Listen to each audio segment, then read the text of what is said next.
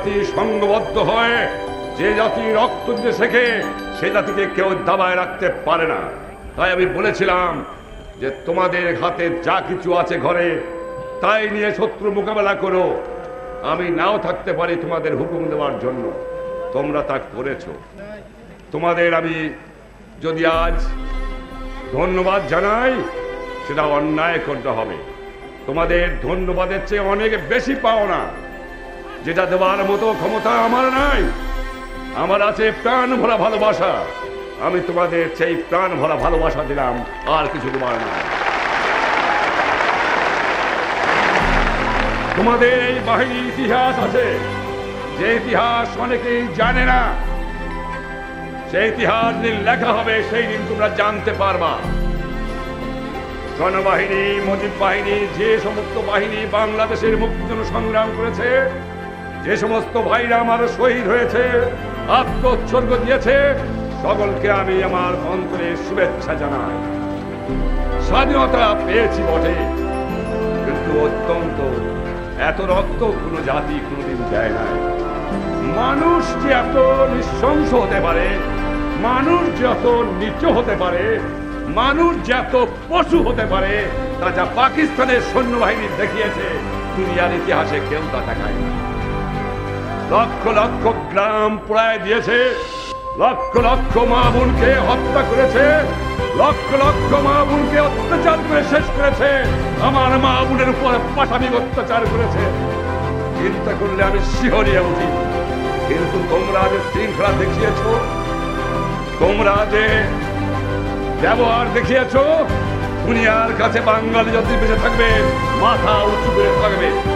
না হলে যেভাবে আমাদের এমন কোনো আমার ছেলে নাই যারা এখানে সংগ্রাম করেছেন, যারা গণবাহিনীতে সংগ্রাম করেছেন, সৈন্য, পুলিশ বা অন্য অন্য ইতিহাস যারা ছাত্র যুব যুদ্ধ করেছেন, তাদের ফ্যামিলির উপর অত্যাচার করা হয় নাই, তার ঘর বাড়ি জ্বালিয়ে দেওয়া হয় নাই, তার মা বোনের অত্যাচার করা হয় নাই।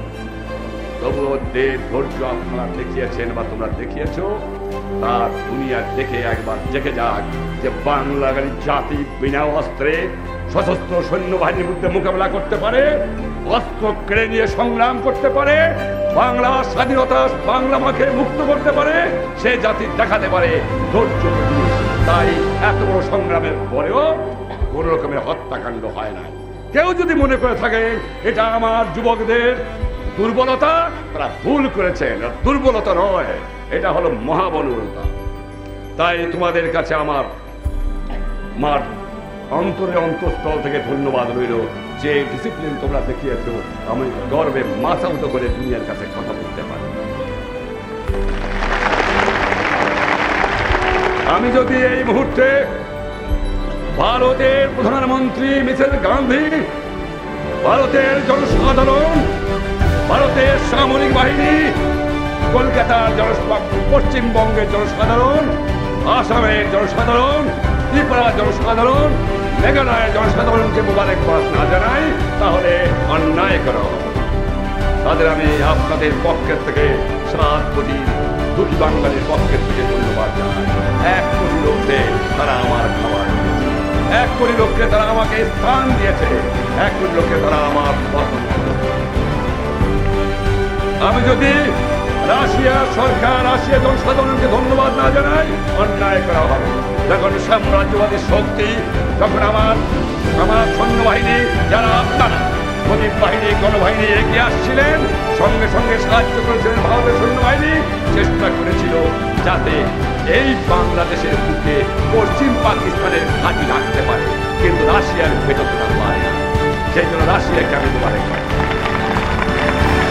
আমি দুনিয়ার ব্রিটিশ, ফ্রান্স, জার্মানি, এমনকি কারণ সাংবাদিক এবং তাদের নেতাদের আমি ধন্যবাদ জানাই, কিন্তু আমেরিকার সরকারকে আমি ধন্যবাদ দিতে পারি না। তারা জানে, তাদের খবর আছে যে বাংলাদেশে কি করে মানুষকে মারা হচ্ছে। তারা জানে যে গ্রামকে গ্রাম পুড়িয়ে ছারখার করছে। সেই মুহূর্তে আমেরিকান নিক্সন সরকার অস্ত্র দিয়েছে পাকিস্তান সৈন্যবাহিনীকে আমার মা বোনকে হত্যা করার জন্য। কিন্তু আমেরিকার জনসাধারণের কাছে আমার শুভেচ্ছার বাণী আমি পৌঁছে দিতে চাই।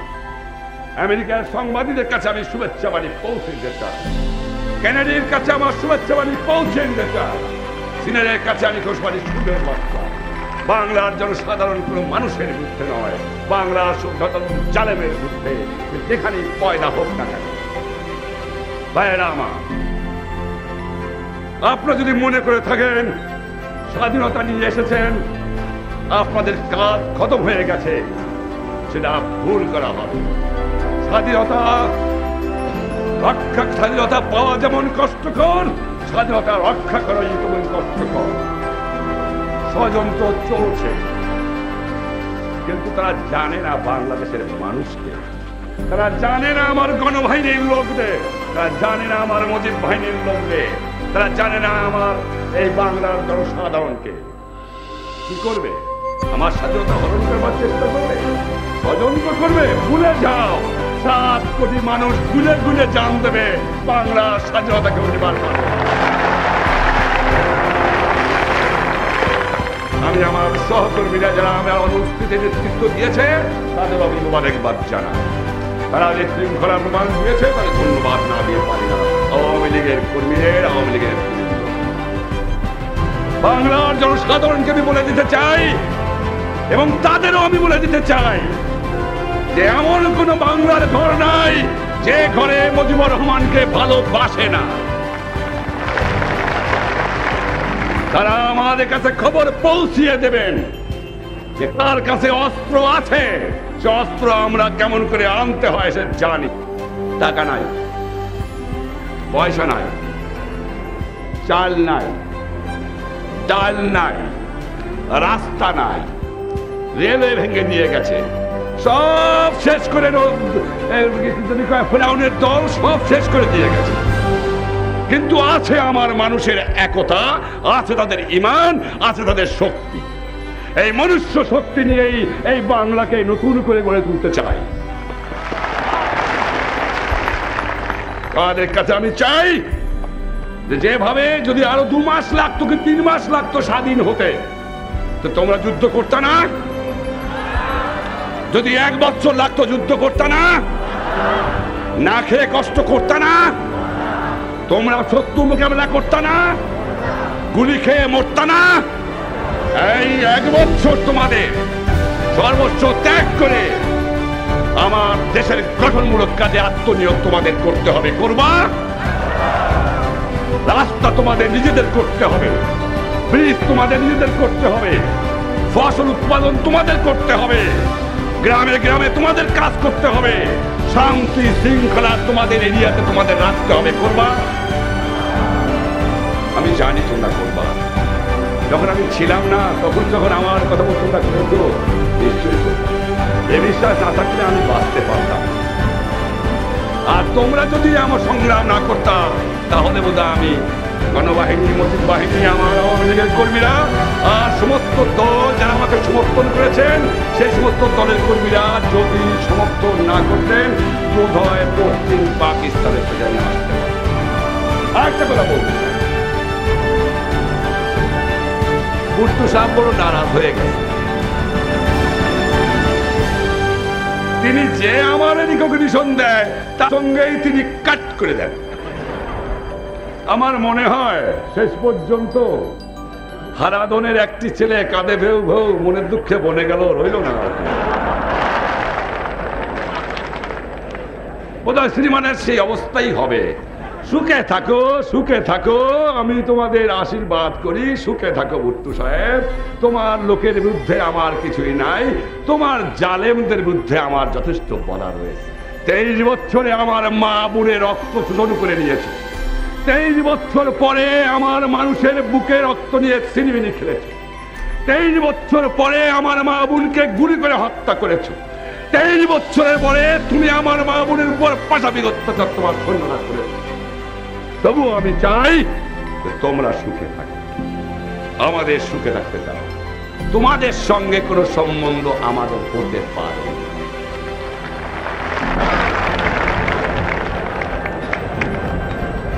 তুমি রিয়েলিটি মানে নাও, তুমি রিয়েলিটি মানে নাও এদিক চিন্তা ভাবনা না করে নিজের মানুষকে বাঁচাও, কারণ তোমার অর্থনৈতিক অবস্থা আমি জানি 12টা তোমার বেজে গেছে। 7 কোটি লোকের বাজার আর তোমার নাই, 7 কোটি লোকের কলোনি তোমার আর নাই, বৈদেশিক মুদ্রা অর্জন করার অবস্থাও তোমার নাই। সৈন্যবাহিনীতে শতকরা 70 টাকা খরচ করো, আনপ্রোডাক্টিভ অ্যাক্টিভিটি, ওই দিকে নজর দাও বন্ধু, এদিকে তোমরা চিন্তা করো না, নিজের কথা ভাবো, পরের জন্য আর চিন্তা করতে পারলাম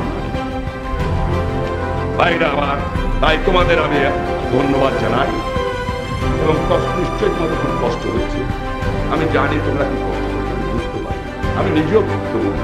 পাহাড়ের মধ্যে থেকেছি, না খেয়ে কষ্ট করেছি, 2 মাস 3 মাস পরের মধ্যে একদিন তোমরা মাছ মাংস খেতে পারো না, এমনকি তোমরা কোনোদিন পেট ভরে ভালো করে ভাত খেতে পারো না, তোমাদের গায়ে একটু কাপড় পর্যন্ত ছিল না, তাই নিয়ে তোমরা শত্রু মোকাবেলা করেছো, জায়গায় জায়গায় সৈন্যদের কাছ থেকে অর্থ ফিরে নিয়েছো। তোমাদের আমি কি দিয়ে